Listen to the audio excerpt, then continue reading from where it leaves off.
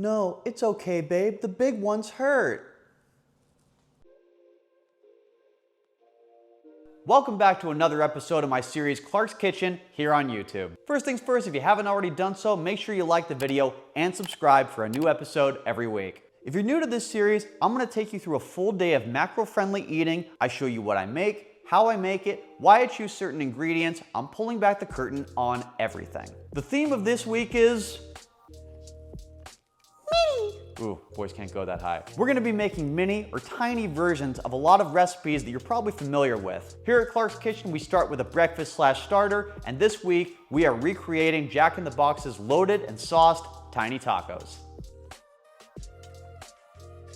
First thing you're gonna do is heat up a nice big skillet here on medium heat. Once it's nice and toasty, we're gonna add our meat, 96% lean ground beef. Drop it right in the pan. Note the glove for food safety. Gonna season with a little bit of Kinder's taco seasoning. Throw a cover on here and let this sit for a few minutes while it gets nice and brown. While our meat's cooking, we can be efficient and prep our tortillas. We always wanna be cognizant of our time in the kitchen. We're gonna use 12 corn tortillas like this with a slight modification. And after only a few minutes, because it's really lean, this is already starting to brown nicely. We don't wanna overcook this. Because it's a really lean meat, it's easy to dry it out really quickly, so that's why you wanna stick with a medium heat and only for a few minutes. We just want it to no longer be pink.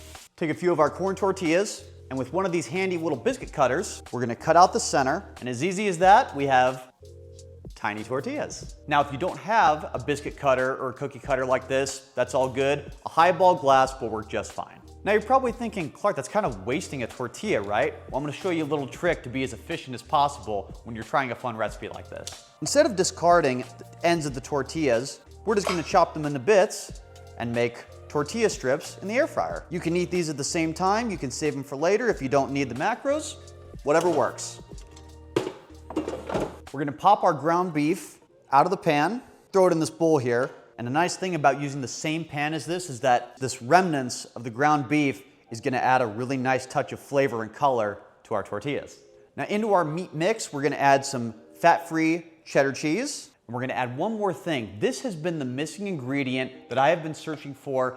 I tried making this recipe the first time on YouTube, maybe like 2 years ago, and I've tried to make it a few times since then, and for the life of me, I could not figure out what was going wrong because the damn tacos would just not stay closed. I tried all these idiotic things like pressing them down with a spatula and standing there and hoping they didn't flip open, but I finally figured out what the missing piece is: refried beans, specifically fat-free refried. Fat-free refried beans. Try saying that 3 times fast. Then we're gonna give this a quick stir. And what's nice is that the residual heat from the ground beef is gonna do a really good job of melting all this cheese. So everything is gonna stick together when we put them in the tortillas, and the refried beans are gonna act almost like our glue. I can't believe it took me that long to figure out something so simple. It was literally just one more ingredient. Now we're almost ready to build our tiny tacos, but there's one crucial step that you do not want to skip. We want to soften the tortillas to prevent breakage. Corn tortillas are great, but they're just naturally kind of dry. So what I like to do is take a couple wet paper towels, and we're gonna toss these in the microwave for about 30 seconds. Now you could do this the other way, which is just throw these on the pan with a little oil, but I figure we're gonna do that in a minute anyway when we actually cook them. All right, these feel pretty good. We'll pop the other 4 in here, and then we'll be ready to add our mix. Now, super easy here. We're just gonna take about half a spoonful of our mix, spoon it on, do that for each one. You'll see what I mean by this being the glue that holds everything together, adding those refried beans. And again, fat-free. If you'll notice a lot of the ingredients I use, if there's ever a reduced fat or a fat-free option, I go for it almost every time. And I'll tell you why. First of all, it's going to be lower in calories. 1 gram of carbs and 1 gram of protein has 4 calories. 1 gram of fat has 9 calories. So fat is a more calorie-dense macronutrient. Therefore, if you rack up the fat, you're unknowingly racking up the calories and you're probably overeating. If we need more fat in our diet, we can always add it in. Adding fat to your diet is as easy as adding another tablespoon of olive oil, something like that. If you start out with really high fat ingredients, then you're just not leaving yourself a whole lot of room to work with later down the road. You can always add it in.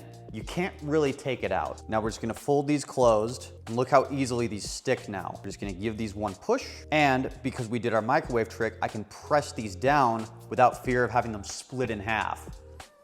And now the moment you've been waiting for, making the tiny tacos.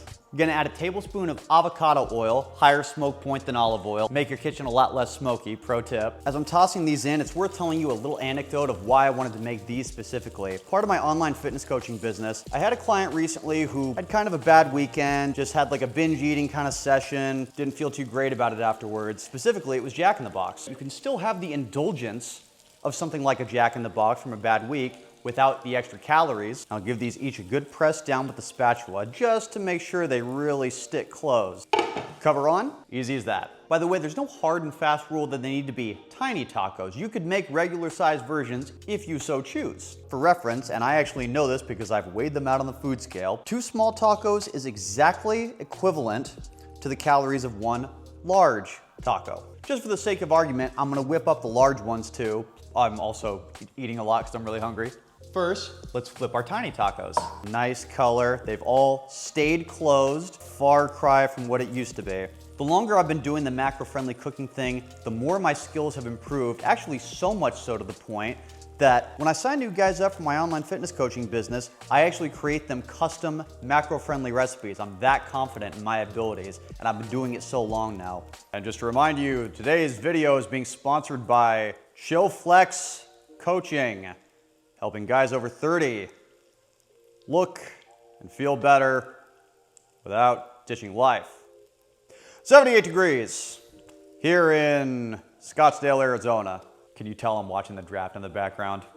Now those are all done cooking. All that's left to do, plate them up. Oh my gosh, these turned out so perfect. Super, super, super simple.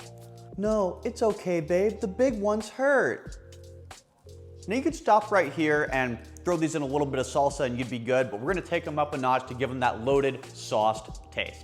A little bit of paste nacho jalapeno dip for some bold Southwest flavor. I didn't make that up, it literally says it on the cap. A little bit of red taco sauce, and since we gotta get our vegetables in, shredded lettuce. All the indulgence of Jack in the Box without all the calories.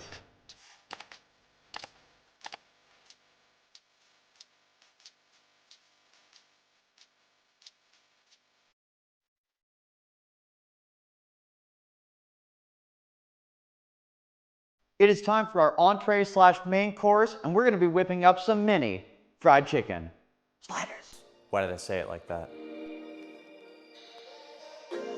In another example of macro-friendly cooking, we're gonna be using an air fryer instead of a deep fryer. Less fat, less calories. Also, those home deep fryers are a total nightmare. I'm sorry, it's just not worth it. If you really want a deep fryer that bad, just go to Buffalo Wild Wings. Gonna take half a pound of sliced, boneless, skinless chicken thighs, which I prepped and froze and unthawed as I needed for the week.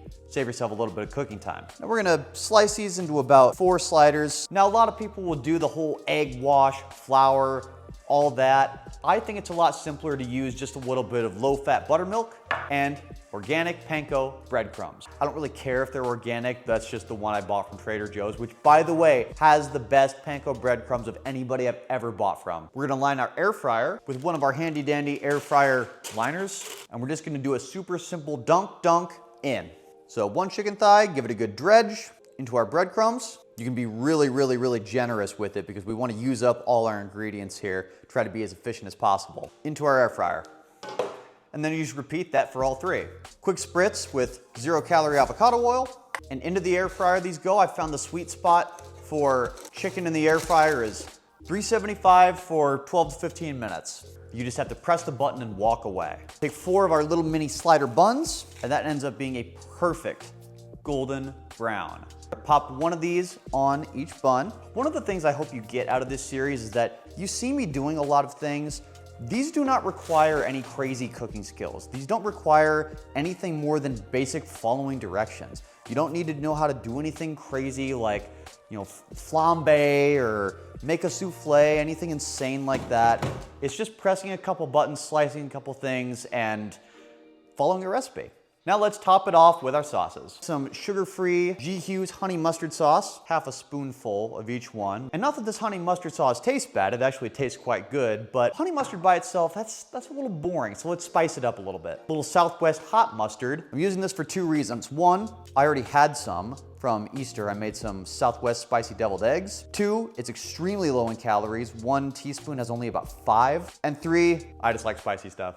A couple pickles on each one. Finished with a little coleslaw. Doesn't get any easier than that. Having one chicken sandwich by itself is great, but the sensation of eating more and having more food, even if it ends up being the same total calories, there's just something about it that just tricks your brain into being more psychologically satisfying. This is one of the tricks I like to use if I'm in a deficit, if I'm cutting. As I'm low in calories, I don't get just miserable with how low I'm eating, even though I don't eat too low. Now all we gotta do is throw on some air fryer French fries, and we're in business.